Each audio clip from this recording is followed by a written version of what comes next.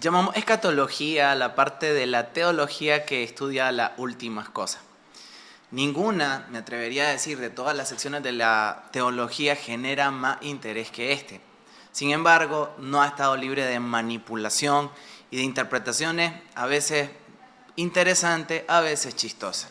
De la escatología, a veces se ha creado la escatofobia, que apela muchísimo al terror que provoca en las personas aquel correr frío por la espalda al escuchar los temas de los años 80 que apelaban a Cristo vino y yo me quedé. Y aunque esa es una realidad, una posibilidad, la escatología es realmente una esperanza bienaventurada. Todos los pasajes que hablan acerca del retorno de Jesucristo son pasajes que deberían de generar alegría en el creyente porque es finalmente el encuentro de la novia con el amado.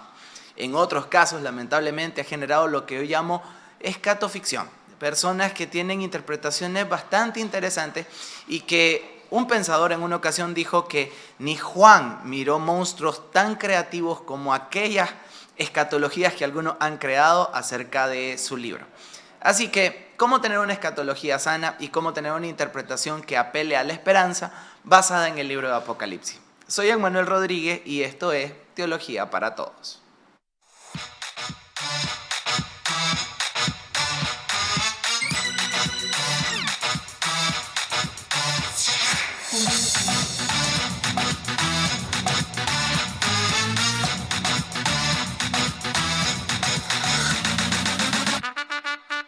Audio Jungle.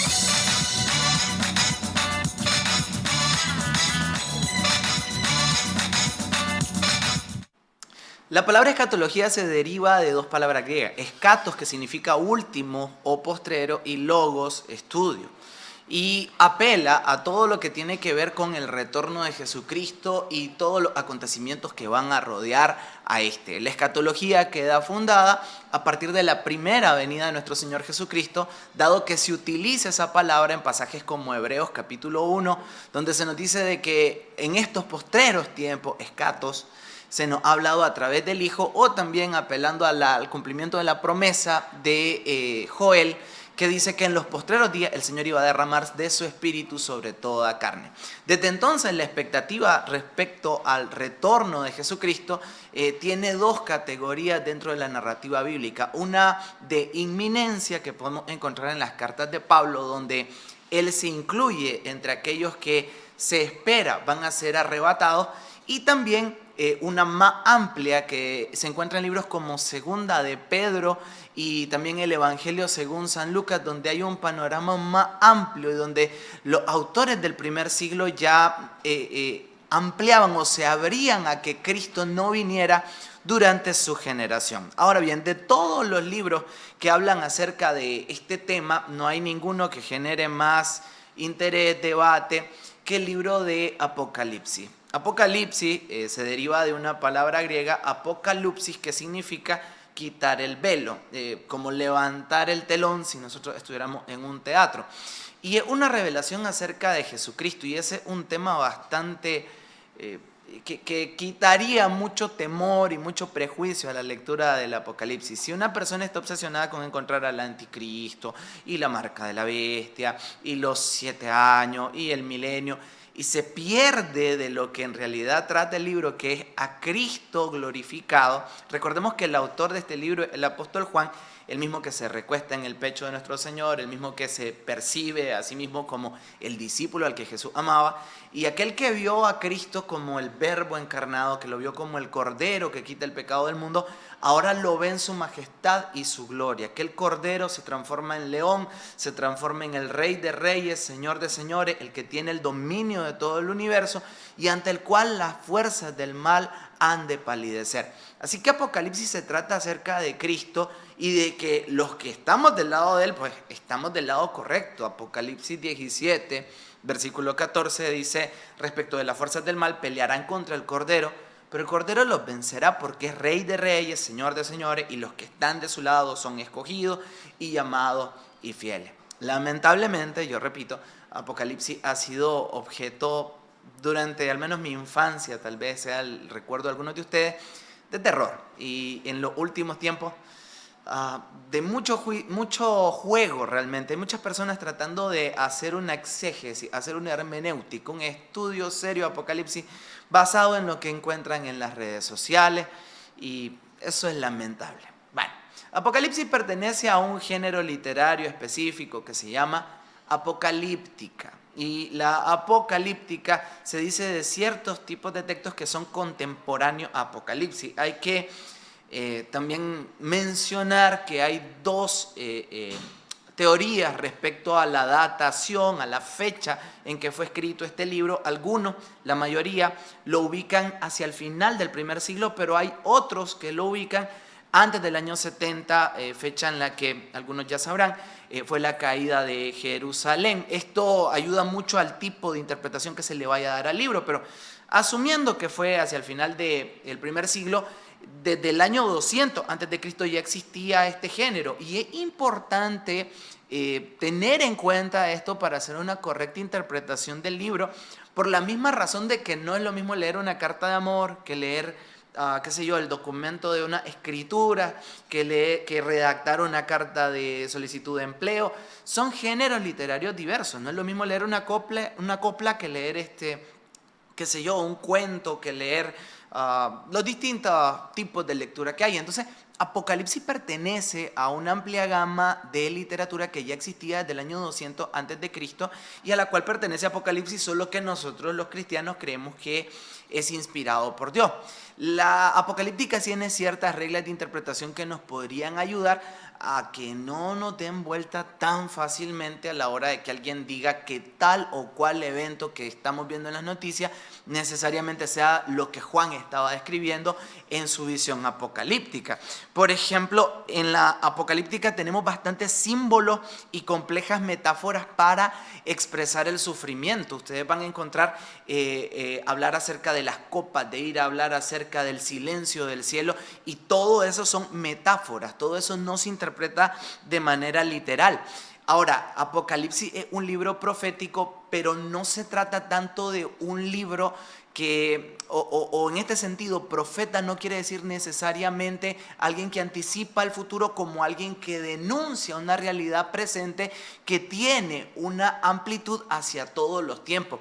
Un profeta desde el Antiguo Testamento era alguien que tenía una mano en la ley y la otra mano señalando al pueblo para acusarlos por dejar la ley del Señor y llamándolo al arrepentimiento. En el caso particular de Apocalipsis, el tipo de profecía es una denuncia metafórica del sufrimiento con una esperanza de redención. Esta esperanza de redención se encuentra particularmente en Apocalipsis en el retorno de nuestro Señor Jesucristo. Otro dato interesante a la hora de interpretarlo es que suele utilizar varios seudónimos. Hay toda un debate en la academia respecto a la autoría del libro. Hay versiones antiguas, yo recuerdo, de la Biblia que decían el Apocalipsis de Juan el teólogo, porque muchos no suelen estar seguros de que el griego utilizado en Apocalipsis corresponda con las 3 cartas universales de Juan o con el evangelio homónimo. Y esto se debe a que Apocalipsis apela muchísimo a los seudónimos. Un seudónimo es, en buen nicaragüense, un apodo. Apocalipsis es el libro que tiene más referencias cruzadas de toda la Biblia.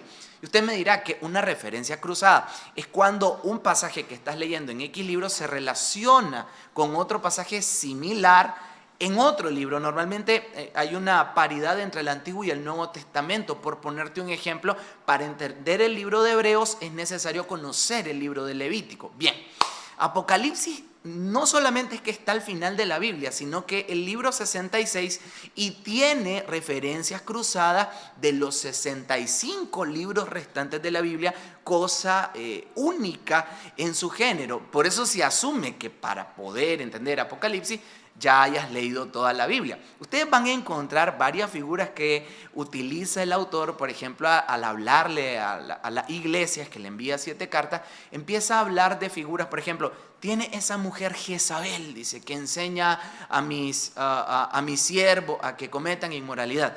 Y entonces uno tiene que saber quién es Jezabel en el Antiguo Testamento para poder descifrar qué es lo que le quería decir a esa iglesia en específico, y así sucesivamente uno va armando esta especie de rompecabezas, porque de eso se trata la apocalíptica. Un dato más es que se juega con el valor de los nombres y de los números, tienen código. El principal a descifrar por muchos o el que más lo atrae, el que sale al final del capítulo 13, donde dice: el que tiene entendimiento, que cuenta el número de la bestia, porque el número de un hombre y su número es 666. Hermano, amado, sobre ese número y sobre ese nombre se ha dado cualquier cantidad de teorías, pero venga, de eso se trata la apocalíptica. Era una especie de carta encriptada. ¿Cuál es la desventaja que nosotros tenemos? Que no tenemos documentación de qué entendieron esas 7 iglesias a las que se dirigió el Apocalipsis. No hay un documento que diga: nosotros lo que entendimos de Apocalipsis la primera vez que lo leímos fue tal cosa. De ahí que surjan tanta escuela de interpretación. Y por eso es que no hay un consenso. Hay otros temas. La semana pasada hablábamos sobre el dogma de la Trinidad. No hay cristiano sobre la faz de la tierra, no hay cristiano a lo largo de la historia que no esté de acuerdo con la Trinidad. Ahí estamos todos de acuerdo. Pero lo que es el tema de la escatología, uno de los que genera más debate, porque hay diversas escuelas de interpretación. Y es un poco osado o arrogante venir y decir: la mía es la correcta y todos los demás están en lo incorrecto. Porque, mis amados, cuando Cristo vino la primera vez, créanme que habían escuelas rabínicas que tenían a detalle lo que ellos esperaban del Mesías, y miren que Jesús al final le salió con lo que menos ellos esperaban. Y estamos hablando de gente estudiosa, estamos hablando de gente que dominaba la ley con tilde, punto y coma. De igual manera, yo no menosprecio el estudio minucioso, pero créanme, hay muchísimas cosas en cuanto al cómo de la ejecución de estos acontecimientos, que solo hasta que venga la cuestión es que nos vamos a dar cuenta, ¿no? Ahora, ¿cuáles son los puntos no negociables respecto a la escatología o al apocalipsis? La primera y la principal y la indudable es que Cristo viene. Maranata, el Señor prometió que iba a regresar y va a regresar. Otra cosa es que hay un juicio final para todos. En el libro de Hebreos dice que está establecido por Dios para todos los seres humanos, usted y yo, y los que están viendo el Barça ahorita también, que comparezcamos delante del Señor. Va a haber un juicio final. Ya hay perspectivas después de si hay una división entre el tribunal de Cristo para los creyentes y el juicio del trono blanco para el resto. Bueno, eso se puede debatir, pero que hay un juicio, hay un juicio. Tercero, la resurrección. Todos los pasajes del Nuevo Testamento, que hacen referencia a la segunda venida de Cristo, siempre hacen referencia a la resurrección, siempre hacen referencia a eso. Miren que hay esa idea platonista de que hay mucho dualismo en la mente de las personas. Recuerdo un estado que estaba bastante de moda que decía: a tu carne no le gusta orar porque ella no va a heredar el cielo. Hermano, la resurrección va a ser corporal, hermano.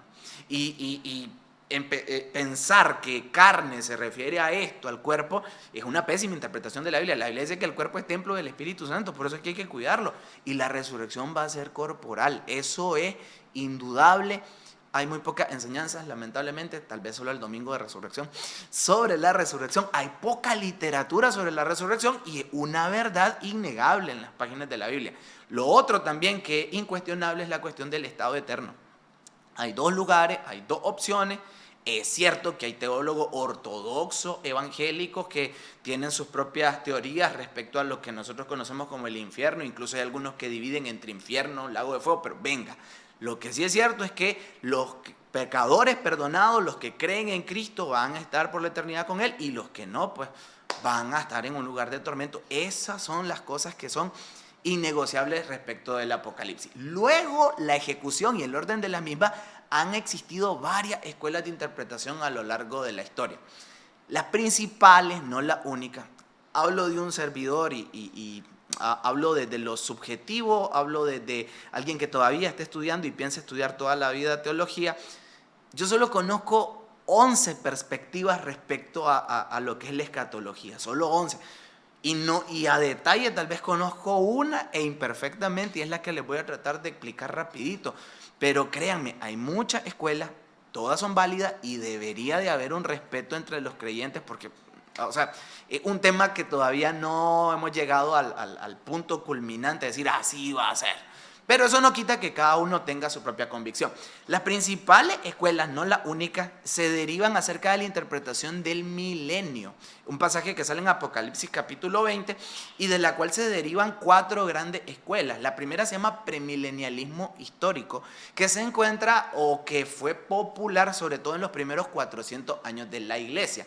Luego de eso surgió un teólogo que se llama Agustín de Hipona, San Agustín, que escribió un libro que se llama La ciudad de Dios, que representó un cambio de paradigma, un cambio de perspectiva en muchos aspectos, pero la escatología fue uno de ellos, y en base a un libro que él escribió llamado La ciudad de Dios, surge otra perspectiva respecto del milenio llamado amilenialismo. A significa sin milenio. Este interpretaba de que el milenio era una cuestión simbólica e interpreta Apocalipsis 20 de una manera a través de analogías. Ya. Luego de eso hubo un cambio de paradigma después, sobre todo en la época de la Reforma, y se inaugura una escatología llamada postmilenialismo. El postmilenialismo es lo que hoy una forma de postmilenialismo contemporáneo es lo que se conoce como reino ahora. ¿Ya?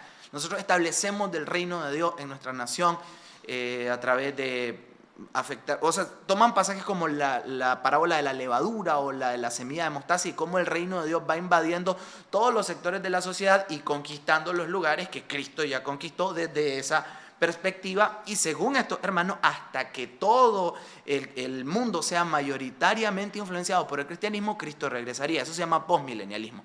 La escatología más popular, probablemente la que usted conozca, me atrevo a decir, no soy profeta ni hijo de profeta, pero va a ver que es verdad, se conoce como premilenialismo dispensacional. Este divide la historia en 7 etapas o dispensaciones. La palabra dispensación es una palabra económica, aparece en el libro de los Efesios. Y una escatología que, si bien puede uno tener ciertos rastros en el pasado, ya se coloca de forma más formal a partir del siglo XIX, y ahí están viendo la imagen, se divide en 7 dispensaciones. No tengo tiempo para explicarlas todas y voy a suplicar que me dejen un minutito allí la imagen, pero la era en la que nosotros estamos es esa que ustedes ven entre Cristo y Cristo, ¿ya? Entre la primera venida de Cristo y la segunda venida de Cristo, que se conoce como la dispensación de la gracia y que es interrumpida por el que desde esta perspectiva es el próximo acontecimiento inminente, que sería el arrebatamiento de la iglesia. Quiero mencionar que solo el dispensacionalismo divide el advenimiento de Cristo en 2 eventos separados. El arrebatamiento o el rapto, como es conocido más popularmente, que es hacia el final de la era de la iglesia y que inaugura lo que se conoce como la semana 70 de Daniel, que un periodo de 7 años, 3 años y medio de aparente prosperidad y toda la cuestión, y una sección de 3 series de juicios que aparecen en Apocalipsis. Esto es los sellos, las trompetas y las copas de la ira, aparecen en el libro de Apocalipsis, y que dan la manifestación de una trinidad satánica a través de un personaje conocido como el anticristo, el falso profeta y el dragón, que es Satanás. Durante esos 7 años también hay un volver hacia Dios de parte de la nación de Israel. En el dispensacionalismo, de ahí es donde viene la frase que a lo mejor usted alguna vez ha escuchado, es parte del vocabulario dispensacionalista, que Israel o la nación de Israel es el reloj profético de Dios. Al concluir esta etapa, que dicho sea de paso tiene subdivisiones respecto a la ubicación del arrebatamiento, algunos dicen que antes de la tribulación, en medio de la tribulación, posterior a la tribulación. Hay también preguntas respecto a si hay salvación después del arrebatamiento, y bueno, ahí cada persona tendrá su interpretación, ¿no? Pero después se da la cuestión de la segunda venida de Cristo, que es cuando, recuerden que la iglesia es raptada desde esta perspectiva y está celebrando las bodas del Cordero y regresa triunfante, Apocalipsis 19, para prácticamente derramar el juicio del león, del Cordero, sobre todo su enemigo. Entiéndase una cosa, Apocalipsis desde la perspectiva dispensacional se interpreta cronológicamente. El pasaje clave para entender Apocalipsis desde esta perspectiva es Apocalipsis creo que 1:19 o 21, uno de esos dos, que dice, escribe las cosas que has visto, las que ahora son y las que serán después de esta. Las cosas que Juan había visto es la visión del Cristo glorificado, esto es los primeros 20 versículos de Apocalipsis 1. Las cosas que ahora son se refiere a lo que se conoce como la era de la iglesia o la dispensación de la gracia, que corresponde a las 7 cartas dirigidas a la iglesia y que son válidas para todo el tiempo que la iglesia esté aquí en la tierra. Abruptamente, entre el final del capítulo 3 y el principio del capítulo 4, Juan aparece en el cielo y ahí es donde se incrusta, desde la perspectiva dispensacional, este acto conocido como el arrebatamiento, que se basa en varias promesas. Por ejemplo, Apocalipsis 3:10, Dios le dice a la iglesia fiel, Filadelfia, por cuanto ha guardado la palabra de mi palabra, olvido el texto exactamente, dice, yo te guardaré el día de la prueba que ha de venir, y se toman como referencia episodios del Antiguo Testamento, como por ejemplo Dios preservando a Noé del diluvio, preservando a Lot del juicio sobre Sodoma y Gomorra, sacando a Rahab de Jericó, y de igual manera Dios preserva a su pueblo, la iglesia, del tiempo de angustia que va a haber sobre toda la tierra. Dentro de esta perspectiva también se cree que entre el capítulo 4, el capítulo 18 de Apocalipsis se consuma la semana 70 de Daniel, los 7 años de tribulación, y la iglesia vuelve a aparecer hasta el capítulo 19, cuando se dice que a su novia, a la iglesia, se le ha concedido que se vista de lino fino y resplandeciente. Miren, existen otras perspectivas sobre el Apocalipsis. El preterismo, que para muchos es herético, el preterismo parcial. Hay otras interpretaciones que se basan acerca, por ejemplo, la teología de la esperanza, etc. Y cada una de ellas, pues, vale la pena escucharlas. Mi recomendación desde acá es: conozca la que confiesa su iglesia, respete lo que cree su iglesia, y si en algún punto difiere, pues guárdeselo para usted, guárdeselo para su corazón, no cree disensión en su iglesia. Eso también no quiere decir que sea pecado examinar otra perspectiva. Bien, vean, algunos libros que quisiera recomendarles. Yo tengo uno aquí en vivo y a todo color. Escatología a debate, del doctor Alberto Roldán, uno de mis libros favoritos. Él analiza, por ejemplo, la escatología, déjenme ver acá, la escatología que se derivan de la interpretación del milenio. Él describe cada una de ellas y después habla acerca de la escatología de un teólogo que me encanta, Jürgen Moltmann. Este señor escribe un libro que se llama El Dios crucificado, que es uno de mis libros favoritos, y termina con el estudio de otro teólogo luterano llamado Wolfhard Pannenberg. Así, los teólogos tienen nombres raros, solo creo que Emmanuel Rodríguez va a ser el primer nombre común. Pero la cosa es que un libro que yo recomiendo. También mandé algunas imágenes de otros libros del doctor Roldán, para los que lo quieran ver. Si a usted le interesa el dispensacionalismo así serio, hay 2 libros que están allí en pantalla. Uno de ellos es ese de George Eldon Ladd, que se llama Los Últimos Tiempos, y escatología para personas que quizás no están familiarizadas con el lenguaje escatológico. Miren que a veces se utilizan palabras raras, pero como cualquier otra rama, como cualquier otra ciencia, si uno pasa buen tiempo estudiando teología, pues después se le vuelve común este tipo de terminología. Pero en ese caso, el hermano Ladd pues hace una descripción bastante sencilla. Ahí tenemos otro del doctor Roldán. Yo les recomiendo el doctor Roldán, vayan a buscarlo en YouTube. Hay poco material de él porque él es ya un doctor en teología, entonces sus clases pues son pesaditas, pero escribe muy buenos libros. De G3, ahí tienen Dios y la narrativa de los tiempos, tras las huellas del Apocalipsis en la literatura latinoamericana. Miren que muchos de nosotros somos buenos a simplemente estar viendo escatología anglosajona, poco conocemos la que se produce aquí mismo. Y luego está este libro acerca de la escatología, que habla acerca de si es ciencia ficción o realmente se trata del reino de Dios. Y el último libro que quiero recomendarle, ahí está.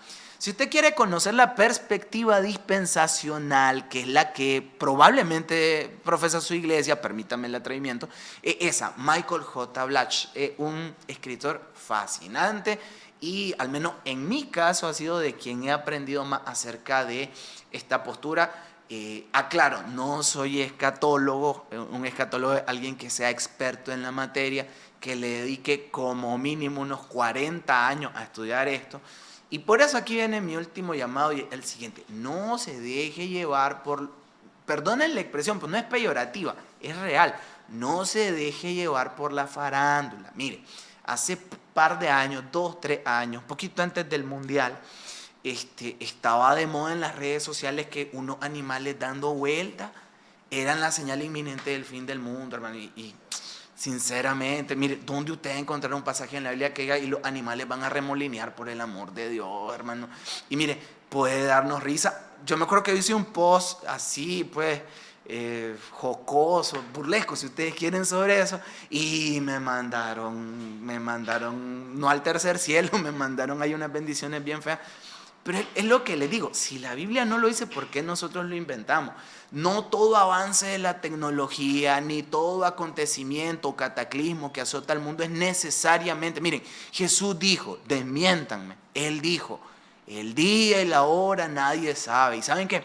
Nadie en griego significa nadie. Y en cualquier idioma significa nadie. Ahora, la escatología no debe generarte ni terror ni parálisis. Hay una parábola del Señor que dice, concluye esa parábola diciendo: bienaventurado aquel siervo que cuando su Señor venga lo encuentre trabajando para él. Por eso no paramos aquí en Nexo. Por eso no paramos en nuestra iglesia. ¿Por qué? Porque hay un mundo que rescatar, porque tenemos que vivir para la gloria de Dios, porque Dios nos dio dones y talentos sobre los que vamos a responder. Sí, bello que Cristo va a venir, pero y la rendición de cuentas. Jesús dice en Apocalipsis: yo vengo y mis galardones conmigo para recompensar a cada uno según sea su obra. Ahora bien, si usted le da terror a Apocalipsis, una de dos: o le explicaron mal Apocalipsis o anda mal. Las dos cosas ahorita tienen solución. Una buena comprensión del Apocalipsis: vaya donde su pastor, abóquese, pastor, enséñeme Apocalipsis, compre buena literatura y métase a leer y ¡pum!